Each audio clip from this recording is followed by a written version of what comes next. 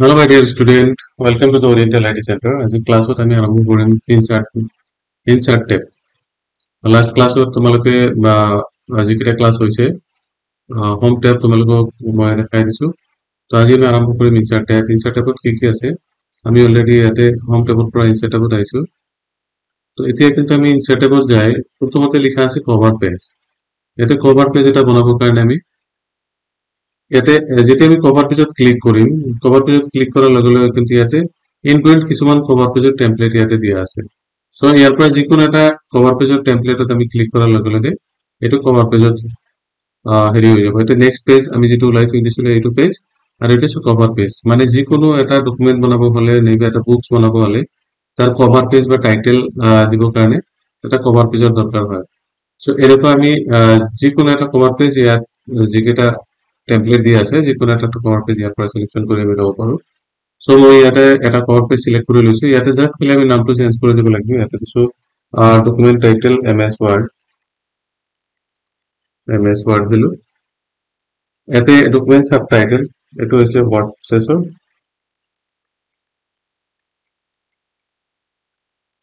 প্ৰসেসৰ বুলি লিখি দিলো।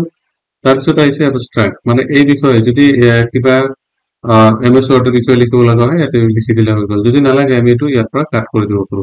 সো আমি ইয়াতে কাট কৰিলে জাস্ট আমি কাট অপশনত যাব লাগিব আৰু এইটো কাট কৰিলে এইটো কাট কৰি দিব পাৰিম আমি ইয়াৰ পৰা। সো এইটো আমি ইয়াতে কাট কৰি দিম, ৰাইট ক্লিক কৰো, কাট কৰি দিলো। তাৰ তলত আছে আমাৰ ইয়াতে নাম আহিছে, তলত আহিছে ইমেইল এড্ৰেছ। নাম বা ইয়াতে অথৰ আমি দিব পাৰো। ইয়াতে যদি আমি লিখি দিওঁ অথৰ বুলি,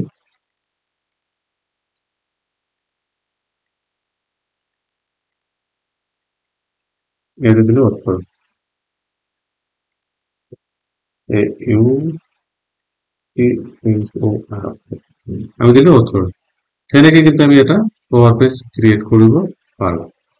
নেক্সট হল ব্ল্যাঙ্ক পেজ। ব্ল্যাঙ্ক পেজ মানে সাপোজ ইয়াতে এই পেজটোত আমি কিবা এটা লিখিলো, এই পেজটোত আমি কিবা এটা লিখিলো। সাপোজ কেইটামান প্যাৰাগ্ৰাফ আমি লিখিলো ৰেন দিয়াৰ পিছত তেনেকে ব্ৰেকেট দিলে পাঁচটামান প্যাৰাগ্ৰাফ হৈ গ'ল। এই প্যাৰাগ্ৰাফৰ তলত আৰু এটা পেজ লাগে। ইয়াতে কিন্তু পেজ দুটা আছে। তলত ষ্টেটাস বাৰত আমি দেখা পাই আছো পেজ 2 of 2 আৰু ইয়াতে ওয়ার্ড নাম্বার কিমান আছে 245 ওয়ার্ডস। ইয়াতে পেজ 2 of 2 মানে ইয়াতে দুটা পেজ আছে, এটা হল কভার পেজ আৰু এটা লিখা পেজ। তো এই লিখিবৰ কাৰণে ইয়াৰ তলত যদি আৰু এটা পেজ লাগে জাস্ট আমি ব্ল্যাঙ্ক পেজত ক্লিক কৰিম আৰু তলত আৰু এটা পেজ আহি যাব। ইয়াতে লিখা আছে পেজ 3 of 3 মানে পেজ ইয়াতে তিনটা পেজ আহি গ'ল, পেজ 2 of 3।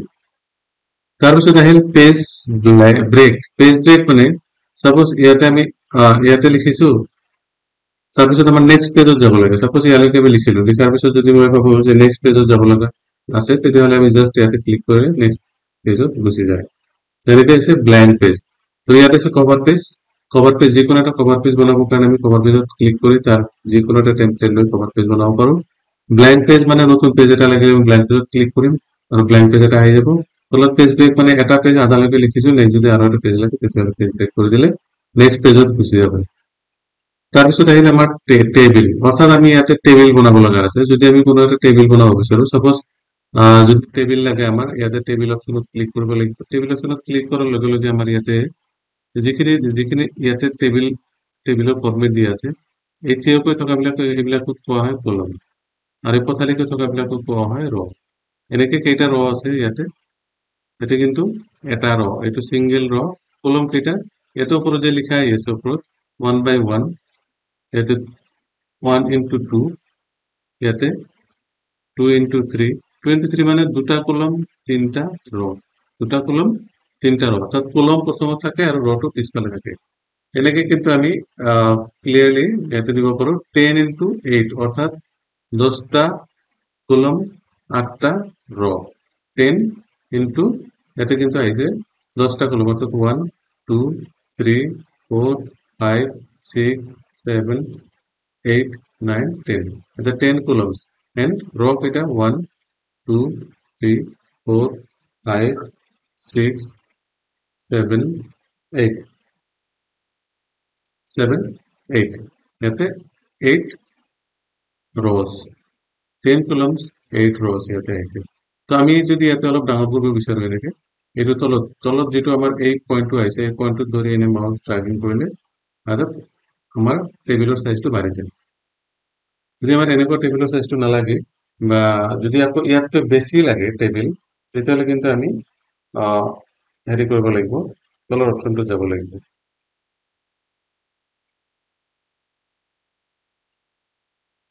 ইয়াতকৈ যদি বেছি লাগে তেতিয়াহ'লে কিন্তু আমি ইয়াতে টেবিল অপশ্যনত যাব লাগিব, যাই ইয়াতে ইনচাৰ্ট টেবিল অপশ্যন আছে, ইনচাৰ্ট টেবিলত যাব লাগিব। এতিয়া চাপ'জ এইটো মোৰ নালাগে, এইটো নালাগিলে আমি জাষ্ট ইয়াতে মাউচৰ কাৰ্চৰটো লৈ যাম, লৈ যাই ৰাইট ক্লিক কৰিম আৰু ইয়াতে কাট অপশ্যনত ক্লিক কৰিলে এইটো গুচি যায়।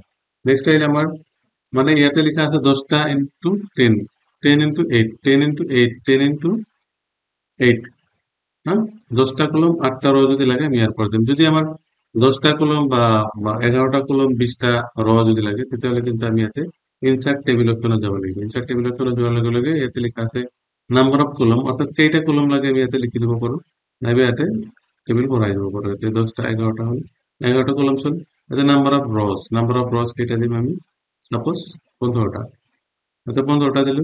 ইয়াতে লিখা আছে fix column width, fix column width মানে অটোমেটিক্যালি যেটো ক্লোমৰ ওয়েট হ'ব সব সিমিলার অপশনত আহি যাব।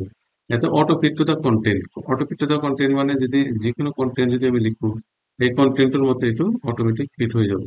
তাৰপিছত auto fit to the windows, auto fit to the windows মানে উইন্ডোজৰ মানে ইয়াতে যিখিনি পেজ আছে পেজৰ লগত অটোমেটিক্যালি এইটো মিলি যাব।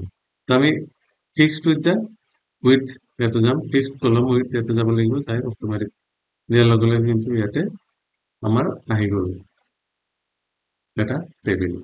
টেবিলৰ আমি যিখিনি ৰ দিছিলো আৰু যিমানটা কলম দিছিলো গোটেইখিনি এইমতে আহিছে। তাৰপিছত আমি ইয়াতে কন্টেন্ট লিখিবৰ কাৰণে সাপোজ ইয়াতে আমি লিখিলো চিৰিয়েল নাম্বাৰ। ইয়াৰ পিছত যাব কাৰণে কিন্তু আমি ক্লিক কৰিলেও যাব পাৰি, এনেকে ক্লিক কৰি কৰি যাব পাৰি। কিন্তু আমাৰ আৰু এটা অপশ্যন আছে, কিবৰ্ডৰ পৰা যদি আমি জাষ্ট ট্যাব বাটন, যিটো কিবৰ্ডত ট্যাব বাটন আছে, ট্যাব বাটন ক্লিক কৰাৰ লগে লগে কিন্তু এইটো নেক্সট সেলত গুচি যায়। সেল মানে হল এটা কলম আৰু এটা ৰ য'ত কাটাকাটি কৰে। সাপোজ এইটো কলম, এই কলমটো 1 নম্বৰ ৰত কাটিছে, এই কলমটো 1 নম্বৰত কাটিছে, গতিকে এইটো এটা সেল যিটোত আমাৰ মাউস আৰু কাৰ্সৰ এইটো টেক্সট কাৰ্সৰ ব্লিংকিং কৰি আছে, এইটো কিন্তু সেল কোৱা হয়। গতিকে এইটো এটা সেল, এই সেলটোক আমি দিম এটা আইটেম, তাৰপিছত দিম আমি ৰেট, তাৰপিছত দিম আমি এমাউন্ট। এনেকে আমি যদি দিওঁ আৰু এনেকে ট্যাব বাটন প্রেস করে যাও তেতিয়াহ'লে নেক্সট নেক্সট নেক্সটত গুচি যায়। এনেকে নেক্সট গুচি যাওঁতে যাওঁতে যাওঁতে লাষ্টত যদি আৰু আমাৰ এনেকে লাইন্স লাগে তেতিয়াহ'লে কিন্তু আমি নেক্সট ট্যাব মাৰাৰ লগে লগে আৰু এনেকে লাইন্স, বহুত লাইন্স এনেকে আহি যাব যদি আমাক লাগে। তো এনেকে আমি এটাৰ পিছত এটা লাইন আমি এনেকে ক্ৰিয়েট কৰিব পাৰো ট্যাব বাটন দি। ওকে, তো নেক্সট আকৌ আমি যাম টেবিলৰ তলৰ অপশ্যনটো ইয়াতে লিখা আছে ড্ৰ টেবিল। ইয়াতে যাই কিন্তু আমি ড্ৰ কৰিব পাৰি, টেবিল এটা ড্ৰ কৰিবৰ কাৰণে আমি জাষ্ট ইয়াতে এনেকে এনেকে লাইন্স নিজৰ ইচ্ছা মতে এনেকে আমি টেবিল এটা ড্ৰ কৰিব পাৰি, এনেকে দিব লাগিব।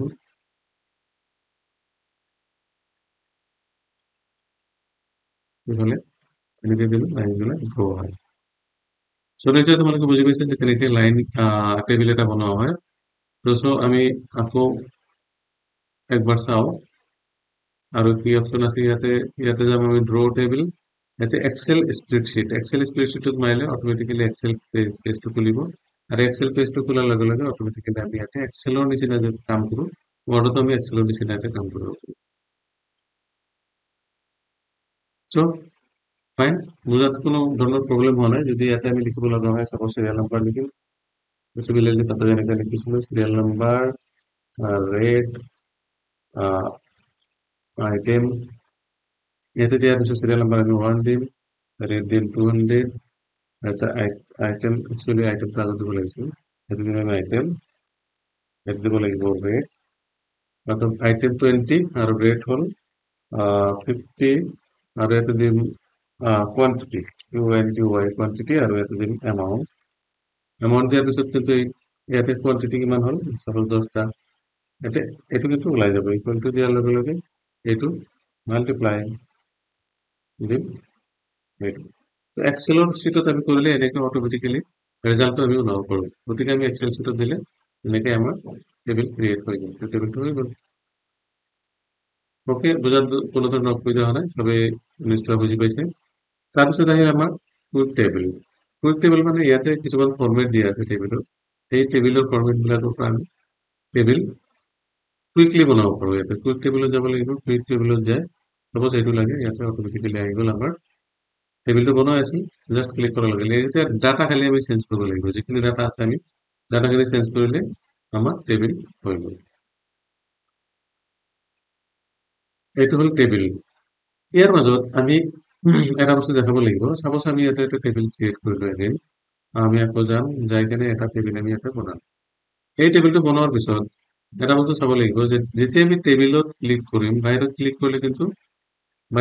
কৰিলে কিন্তু ইয়াতে home insert road design layout reference mailing view review থাকে ইয়াত কোনো ধৰণৰ এক্সট্ৰা টেব নাই যেতিয়া আমি ইয়াতে ক্লিক কৰিম ক্লিক কৰাৰ লগে লগে ইয়াতে এক্সট্ৰা টেব দুটা আহি যায় এইটো হ'ল একটা টেবিল ডিজাইন আৰু এটা লেআউট টেবিল ডিজাইন আৰু লেআউট কমপ্লিটলি এই টেবিলটোৰ প্ৰপাৰ্টি ইয়াতে যদি টেবিলৰ কোনো ধৰণৰ চেঞ্জেছ কৰিব লগা হয় নাইবা কোনো এটা বস্তু লাগে তেতিয়াহ'লে কিন্তু আমি টেবিল ডিজাইনত যাব লাগিব এতিয়া ডিজাইন মানে হ'ল এনেকুৱা ডিজাইন যদি এইটো ডিজাইন লাগে বা এইটো ডিজাইন লাগে ইয়াতে অটো ফৰ্মেটৰ যিবিলাক ডিজাইন আছে এই ডিজাইনৰ পৰা আমি এটা ডিজাইন চিলেক্ট কৰি দিব পাৰোঁ চাপ'জ মই এই ডিজাইনটো ভাল লাগিছে মই এই ডিজাইনটো দি দিলোঁ তো এনেকৈ ডিজাইনটো দিয়াৰ পিছত আমি যদি আকৌ ক্লিক কৰোঁ ইয়াতে আহিব ডিজাইন অপশ্যন ইয়াতে আহিছে হেডাৰ ৰ আৰু ইয়াতে আছে টোটাল ৰ হিডাৰ ৰ আৰু টোটাল ৰ মানে অকল হিডাৰ ৰ যিটো আছে সেই হিডাৰ ৰটো কালাৰ হ'ব এইটো ৰ আৰু প্ৰথম ৰটো এই দুটা কালাৰ আছে বাকী ৰ কেইটা কিন্তু কালাৰ হোৱা নাই টোটাল ৰ যদি কালাৰ কৰো তেতিয়াহ'লে গোটেইকেইটা ৰ আছে কালাৰিং হ'ব তাৰপিছত লাষ্ট কলম যদি কৰো লাষ্ট কলম এনেকে কালাৰ হ'ব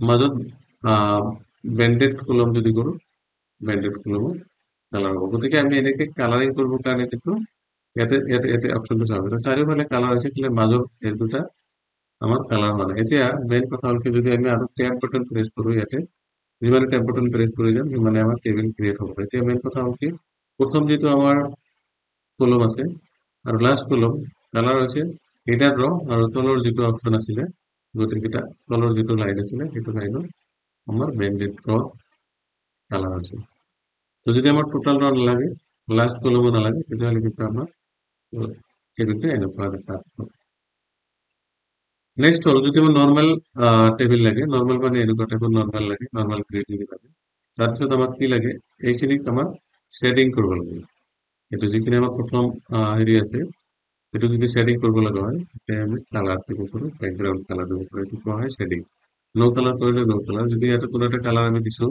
এটা কালাৰ দিয়াৰ পিছত যদি আমাক নো কালাৰ কৰিব লগা হয় তেতিয়াহ'লে কিন্তু আমি নো কালাৰ যাব লাগিব তাৰপিছত আছে বৰ্ডাৰ ষ্টাইল যদি বৰ্ডাৰ ষ্টাইলটো আমি চেঞ্জ কৰিব বিচাৰোঁ চবে ডাবল লাইন লাগে বা সিঙ্গেল লাইন লাগে নাইবা কালাৰ লাগে তেতিয়াহ'লে বৰ্ডাৰ ষ্টাইল ইয়াতে চেঞ্জ কৰি ইয়াতে আমি এনেকৈ টানি দিলে এইবিলাক ষ্টাইল এনেকুৱা হ'ব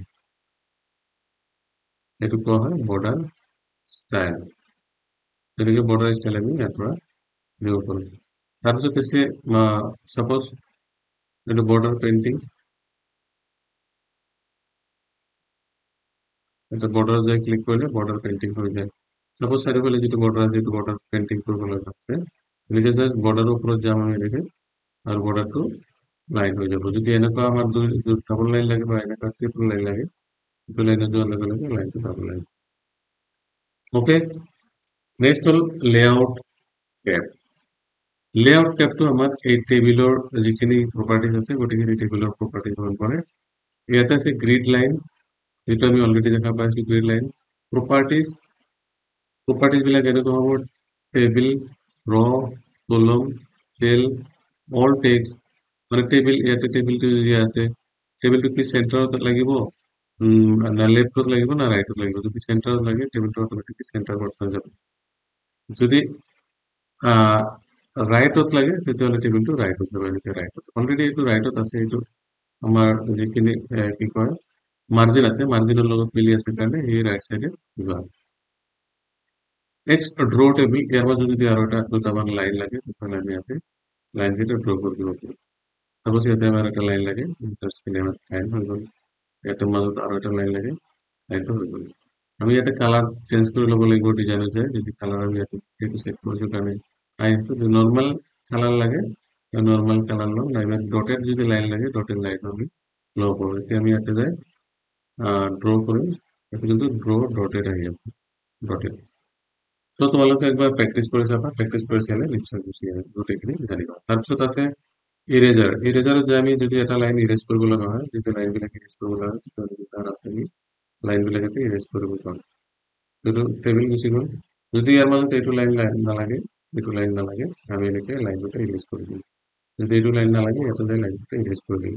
গতিকে মেইন হ'ল কি আমাৰ যিকোনো টেবিল যদি আমি বনাব যাওঁ, সেই টেবিলটো কেনেকুৱা পেটাৰ্ণত আছে সেই টেবিলটো চাই চাই আমি বনাব লাগিব। গোটেইখিনি বস্তু আমি ইউজ কৰিব লাগিব। নেক্সট হ'ল ডিলিট। ডিলিট অপশ্যনত ক্লিক কৰিলে আমাৰ চাপ'জ এইটো ডিলিটত ক্লিক কৰিলে ডিলিট কি কৰিম? ডিলিট কলম, ডিলিট ৰ, ডিলিট টেবিল, যদি ডিলিট টেবিল ক্লিক কৰা হয় গোটেই টেবিল গুচি গ'ল। আকৌ টেবিলটো আনিবৰ কাৰণে এটা আনডু ক্লিক কৰিম। আনডু বাটনত ক্লিক কৰাৰ লগে লগে টেবিলটো আহি গ'ল। তাৰপিছত যদি আমি ডিলিট কৰিব লগা হয় যে কোনটো যে অকল এটা চেল ডিলিট কৰিম, তেতিয়াহ'লে ইয়াতে আহিব shift cell left, shift cell up, delete entire ৰ, ডিলিট এন্টায়াৰ কলম। যদি ডিলিট এন্টায়াৰ কলম দিওঁ তেতিয়াহ'লে ডিলিট এন্টায়াৰ কলম, অৰ্থাৎ ইনচাৰ্চন পইণ্ট য'ত থাকিব সেই লাইনটো নাইবা সেই কলমটো নাইবা সেই চেলটো ডিলিট হৈ যাব। নেক্সট হ'ল আমাৰ ইয়াতে ইনচাৰ্ট টেবল। ইনচাৰ্ট যদি যাওঁ, ইনচাৰ্ট এটা ইনচাৰ্ট কৰিবৰ কাৰণে ইনচাৰ্ট এবভ, এনেকে ইনচাৰ্ট এবভ হৈ থাকিব। ইনচাৰ্ট বিল' হ'লে তলত ইনচাৰ্ট হ'ব। ইনচাৰ্ট লেফ্ট চাইডে হ'লে লেফ্ট চাইডে ইনচাৰ্ট হ'ব। আৰু টেবিলটো যদি ইনচাৰ্ট কৰিব লগা হয়, ইনচাৰ্ট হ'ব ৰাইট চাইডৰ পৰা, ৰাইট চাইডৰ পৰা ইনচাৰ্ট হ'ব। তাৰপিছত হৈছে মাৰ্জ চেল। দুটা বা তিনিটা চেল যদি আমি মাৰ্জ কৰিব বিচাৰো, তেতিয়াহ'লে আমাৰ এইটো মাৰ্জ চেল অপশ্যনত যাব লাগিব। এইটো লেআউটত যাব লাগিব। লেআউটত যায় মাৰ্জ চেল, অৰ্থাৎ ইয়াতে ক্লিক কৰিলো, ক্লিক কৰি এইটো কেইটামান চিলেক্ট কৰিলো, মাৰ্জ চেল কৰাৰ লগে লগে এইটো চেল কেইটা মাৰ্জ হৈ গ'ল। স্প্লিট চেল মানে ইয়াতে আমি সাপোজ এই মাউসটো ইয়াতে ৰাখিছো, ইয়াতে ৰাখাৰ পিছত স্প্লিট চেল কৰিম, স্প্লিট হৈ যাব। ইয়াতে number of columns 40, number of rows 1, okay মাৰা ইয়াতে স্প্লিট হৈ যাব। স্প্লিট টেবিল মানে টেবিলটো ভাগ ভাগ হৈ যাব। য'ত মাউসৰ কাৰ্সৰ থাকিব, ইনচাৰ্টন পইণ্টটো থাকিব, তাতে টেবিলটো দুটা ভাগত ভাগ হৈ যাব। এইটো হ'ল স্প্লিট টেবিল আৰু স্প্লিট চেল। তাৰপিছত কিন্তু আমাৰ ইয়াতে টেবিল হাইট, টেবিল হাইট আৰু টেবিল আমি কম বেছি কৰিব পাৰো। যদি টেবিল হাইটটো বঢ়াব লগা হয়, এনেকে টেবিল হাইটটো বাঢ়ি থাকিব। যদি হাইটটো বঢ়াব লগা হয়, এনেকে আমি বাঢ়ি থাকিব। আচ্ছা বন্ধুসকল, তোমালোকে নিশ্চয় বুজি পাইছা যে টেবিলৰ যিখিনি ফাংচন আছে, টেবিলৰ গোটেইখিনি ফাংচন আমি তোমালোকক কৈ দিলো। তোমালোকে ঘৰত একবাৰ প্ৰেক্টিচ কৰিবা, ধুনীয়াকৈ প্ৰেক্টিচ কৰিলে তোমালোকৰ গোটেইখিনি টেবিল আহি যাব। ভিডিঅ' বেছি ডাঙৰ হৈ আছে, গতিকে আমি আজিলৈকে ইমানে সামৰিছো। ক্লাছত ভাল লাগিলে তোমালোকে নিশ্চয় লাইক কমেণ্ট কৰিবা আৰু চেনেলটো ছাবস্ক্ৰাইব কৰিবা। লগতে যদি ভাল লাগি থাকে তোমাৰ বন্ধু বান্ধৱৰ লগত শ্বেয়াৰ কৰিবা। So' thank you very much, thank you for ৱাচিং দ্য ভিডিঅ'।